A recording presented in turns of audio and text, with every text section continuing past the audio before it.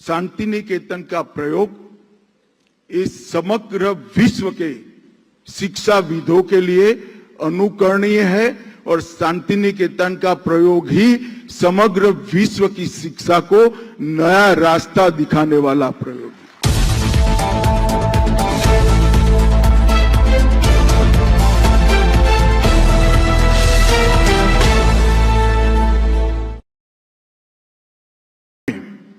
आज मुझे बोलने के लिए स्वपन दास जी ने यहां बुलाया है, ये मेरे लिए सौभाग्य का विषय है, इसलिए मैं स्वपन दास जी को बहुत बहुत धन्यवाद कहना चाहता हूं।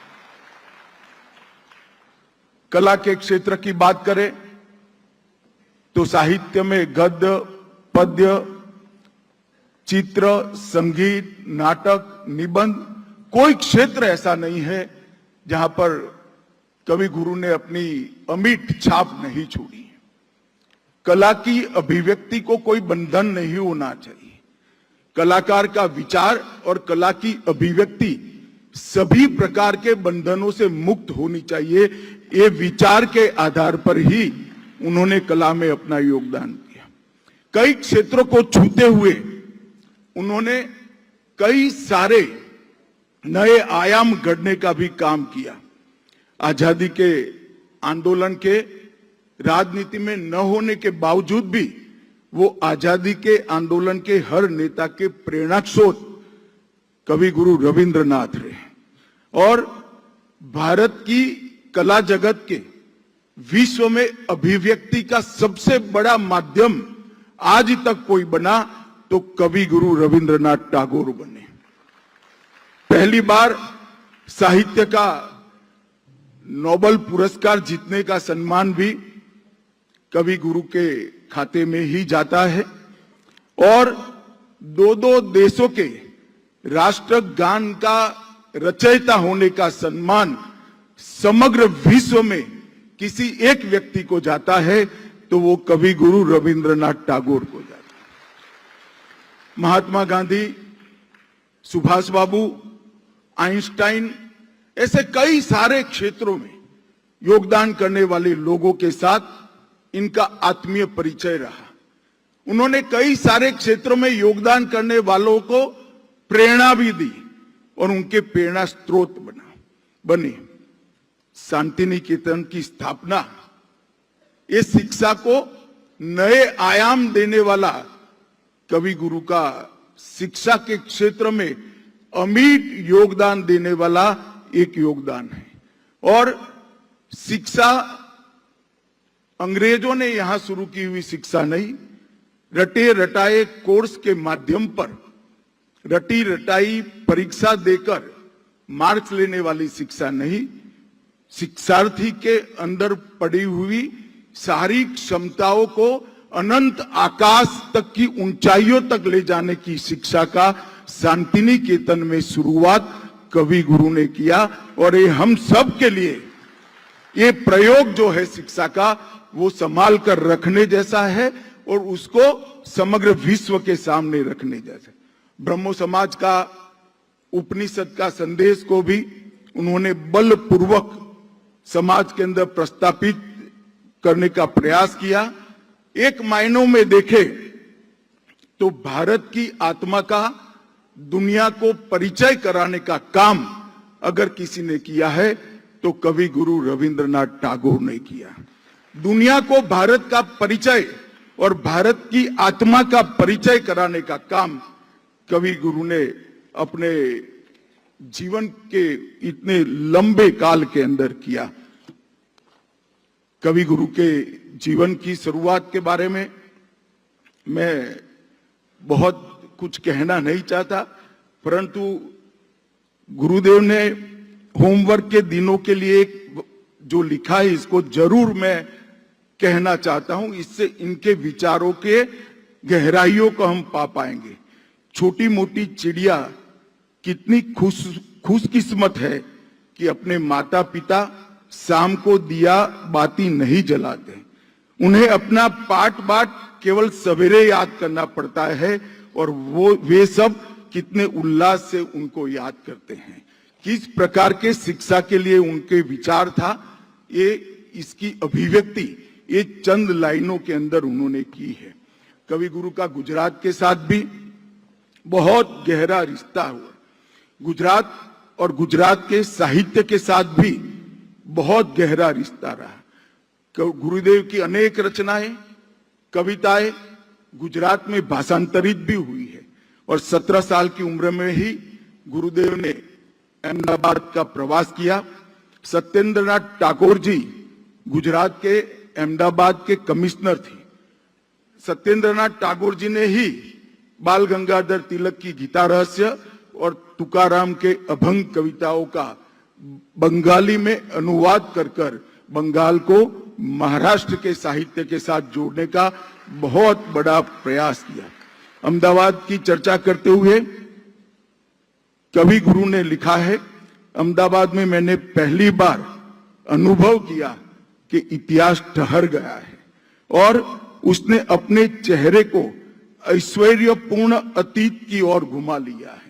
जिस प्रकार का अंग्रेजी शासन में अहमदाबाद का स्थिति हुआ था, इसकी वेदना की अभिव्यक्ति गुरुदेव ने यहाँ पर की थी और आज भी सारे गुजरातियों को अहमदाबाद की वेदना की अभिव्यक्ति के लिए कवि गुरु को हमेशा याद करती है।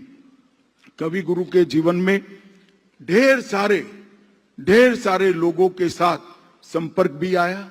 ढेर सारे लोगों को संकट के समय में और बहुत महत्व का काम उन्होंने किया। अटल जी हमेशा कहा करते थे, वैचारिक मतभेद होना ठीक है परंतु मतभेद नहीं होना चाहिए। और कवि गुरु और गांधी जी दोनों के रिश्तों के अंदर ये विचार पूर्णतया हम व्याख्याहित कर सकते हैं। ढेर सारे गांधी जी के फैसलों के लिए उनके मतभेद रहे। कभी असहयोग आंदोलन के बारे में उनके विचार अलग पड़े, कहीं सुभाष बाबू के कांग्रेस अध्यक्ष के चुनाव के बारे में उनके विचार अलग पड़े, परंतु दोनों का लक्ष्य एक था, विचार अलग था।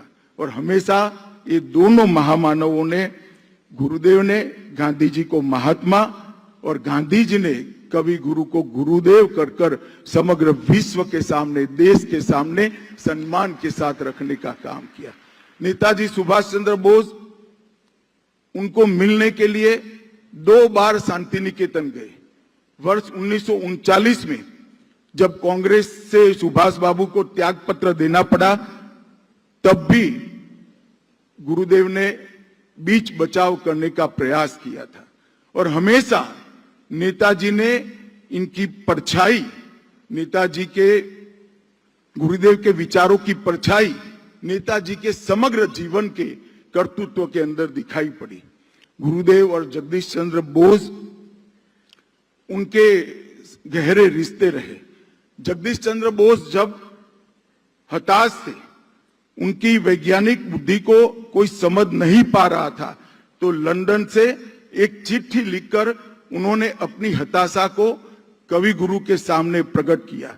और कवि गुरु ने 1901 में बोस के वैज्ञानिक शोध कार्य के लिए त्रिपुरा के महाराज से उनको मदद कराकर वो क्रिटिकल टाइम में जगदीश चंद्र बोस को आगे बढ़ने में बहुत बड़ी सहायता करी थी। गुरुदेव और अल्बर्ट आइंस्टाइन के बीच में भी बहुत गहरे रिश्ते रहे। और जब गुरुदेव को मालूम पड़ा कि 1932 में जर्मनी छोड़कर आइंस्टाइन को जाना पड़ा, तो गुरुदेव ने शंघाई के एक पत्र में सार्वजनिक बयान जारी किया, मेरे मित्र आइंस्टाइन का जिस प्रकार से अपमान हुआ है, उसने आधुनिक सभ्यता संबंधी मेरे विचारों को बुरी तरह झंझोर कर रख लिया है। जिस प्रकार से जर्मनी के अंदर व्यवस्था बनी, इसको बहुत कम शब्दों में इसका विरोध करने का काम गुरुदेव ने किया। गुरुदेव और साहित्य ये अपने आप में अलग हो ही नहीं सकते। हिंदी में एक कहावत है कि पुत्र के लक्षण पालने में ही दिख जाते हैं, और गुरुदेव पर एक कहावत बहुत चरितार्थ होती है। गुरुदेव 8 साल की उम्र में ही अपनी पहली कविता लिखे और जो लिखने की परंपरा शुरू हुई वो उनकी मृत्यु शैया पर जाकर ही समाप्त हुई। पूरा जीवन साहित्य के हर क्षेत्र के अंदर उन्होंने सृजनात्मक रूप से अपना योगदान करते रहे। गुरुदेव के साहित्य के किरदार हमेशा आम जीवन से जुड़ी सभी पृष्ठभूमि के थे। कई बार इनके साहित्यों का अध्ययन करते हैं तो बड़ा आश्चर्य होता है कि गर्भ श्रीमंत परिवार में जन्मा हुआ ये व्यक्ति किस प्रकार से बंगाल के आम जन की भावनाओं को समझा होगा, किस प्रकार से आम जन की भावनाओं को साहित्य में कंडारा होगा और कई पुरानी साहित्य की विधाओं को भी उन्होंने आगे बढ़ाया, चाहे वो दंत कथा है या पुराने किस्से हो। गुरुदेव ने व्यक्तिगत आजादी बनाम मुक्ति इस बहस में भी बहुत अच्छे से हिस्सा लिया। भारतीय परंपरा में व्यक्तिगत आजादी के स्थान पर मुक्ति के महत्व को ज्यादा स्थान दिया गया है। उन्होंने व्यक्तिगत आजादी के यूरोपीय सोच को नकारा। गुरुदेव कहते थे मिट्टी से मुक्त हो जाना पेड़ के लिए आजादी नहीं होती है।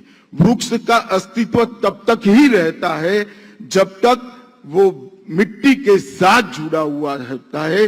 कोई वृक्ष मिट्टी से अलग होकर मुक्त होकर कभी जी नहीं सकता। तो हमारी भारतीय विचारों की जड़ों को उन्होंने अपने तरीके से मजबूती देने का काम किया। मैं आज यहाँ आया हूं तब एक बात जरूर कहना चाहूंगा कि कवि, आंदोलनकारी और शिक्षाविद के रूप में गुरुदेव को बहुत लोगों ने जाना होगा, परंतु सहकारिता क्षेत्र में भी उनका बहुत बड़ा योगदान था। वर्ष 1913 में जब उनको नोबेल प्राइज दिया गया और नोबेल प्राइज के लिए जो कुछ भी राशि मिली उस राशि को कृषि सहकारिता बैंक में उन्होंने निवेश कर सहकारिता बैंक का गठन अपने खानदानी जागीर वाले गांव पातीसर के अंदर किया था। एक प्रकार से जमींदार फैमिली में जन्मे हुए एक व्यक्ति का ये विचार अपने आप में बहुत क्रांतिकारी विचार होता है। गुरुदेव के जीवन पर पिता, परिवार और हिंदू परंपराओं का बहुत प्रभाव देखने को मिलता है।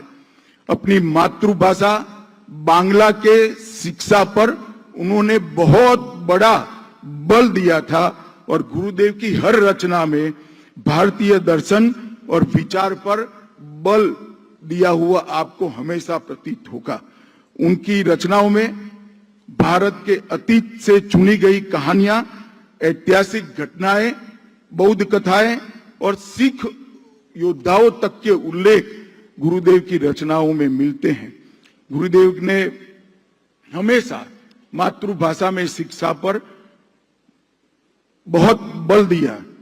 उन्होंने कहा था जब एक बंगाली बालक को अंग्रेजी में पढ़ाया लिखाया जाता है तो भले ही उसका गला सज जाए लेकिन वह वर्तनी और व्याकरण को लेकर बड़बड़ाता ही रहता है।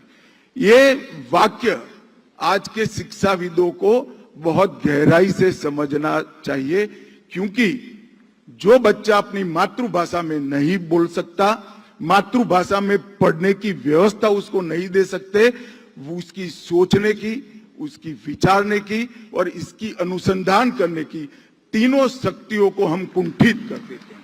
और इसीलिए गुरुदेव के विचार से ही प्रेरणा लेकर प्रधानमंत्री नरेंद्र मोदी जी के नेतृत्व में जो नई शिक्षा नीति आई है उसमें हमने मातृभाषा में शिक्षा पर बहुत बल दिया है। और मैं मानता हूं कि गुरुदेव का इस शिक्षा के बारे में मूल विचार पूरे विश्व के लिए अनुकरणीय है। मित्रों, गुरुदेव का यह भी मानना था कि विदेशी शिक्षा और विश्वविद्यालय का गुणगान करना हमारी शिक्षा व्यवस्था का लक्ष्य नहीं होना चाहिए। उन्होंने उस समय के शिक्षा संस्थानों पर एक टिप्पणी करते हुए लिखा था, हमारे देश की शैक्षणिक संस्थाएं मात्र ज्ञान का भिक्षा पात्र है। ये हमारे राष्ट्रीय आत्मसम्मान का सर नीचा करती है और हमें इस बात के लिए उत्साहित करती है कि हम उधार लिए गए पंखों का मूर्खतापूर्ण और आडंबर युक्त प्रदर्शन करते रहे। और ये विचार उनका उस जमाने में बहुत क्रांतिकारी विचार था, जिसका शायद उस जमाने के बहुत सारे लोगों ने विरोध भी किया होगा। गुरुदेव और शांति निकेतन। मित्रों, आज मैं एक बात निश्चित रूप से कहना चाहता हूं। मैं मेरे जीवन में 2 बार शांति निकेतन गया हूं, मगर शांति निकेतन के बारे में मैंने खूब पढ़ा भी है और जानकारी भी प्राप्त की है। शांति निकेतन का प्रयोग इस समग्र विश्व के शिक्षाविदों के लिए अनुकरणीय है और शांति निकेतन का प्रयोग ही समग्र विश्व की शिक्षा को नया रास्ता दिखाने वाला प्रयोग है। भारत के अंदर शिक्षा के क्षेत्र में काम करने वाले सभी लोगों की ये जिम्मेदारी है कि शांति निकेतन के प्रयोग को और पुख्ता करे और मजबूत करे और विश्व के सामने हम रखने का प्रयास करें। गुरुदेव ने कहा था, विश्वविद्यालय महापुरुषों के निर्माण के कारखाने हैं और अध्यापक उन्हें बनाने वाले कारीगर हैं। विश्वविद्यालय एक माध्यम होना चाहिए जिसके द्वारा लोगों को अपने मस्तिष्क का धन दूसरों को वितरित करने में सहायता मिले। रटी रटाई शिक्षा के विपरीत उन्होंने शिक्षा का एक नया विचार उस वक्त के जमाने में रखा था और वो महात्मा गोखले का उस निवेदन का साक्ष्य है। महात्मा गोखले ने कहा था कि बंगाल जो सोचता है भारत और विश्व 50 या 100 साल के बाद कर पाता है। मैं आज भी मानता हूं कि शांति निकेतन का विचार न केवल भारत, समग्र विश्व के शिक्षाविदों के लिए ये प्रयोग समझकर अपने अपने क्षेत्र में अनुकरणीय है। एक छोटे से विद्यालय के रूप में शांति निकेतन का विधिवत उद्घाटन 21 दिसंबर 1901 को जब उन्होंने किया, तब इतने बड़े व्यक्ति होने के बावजूद भी केवल 5 बंगाली छात्र इसके छात्र थे। एक प्रयोग करते वक्त इनके मन में कितनी श्रद्धा होगी कि आगे जाकर ये प्रयोग न केवल देश, न केवल बंगाल, समग्र विश्व के शिक्षा जगत को बदलने वाला प्रयोग होने वाला है और इससे भारत की अपनी शिक्षा मूल्य और अस्मिता से युक्त कराने का ये प्रयोग साबित हुआ है, उसमें कोई इनकार नहीं कर सकता।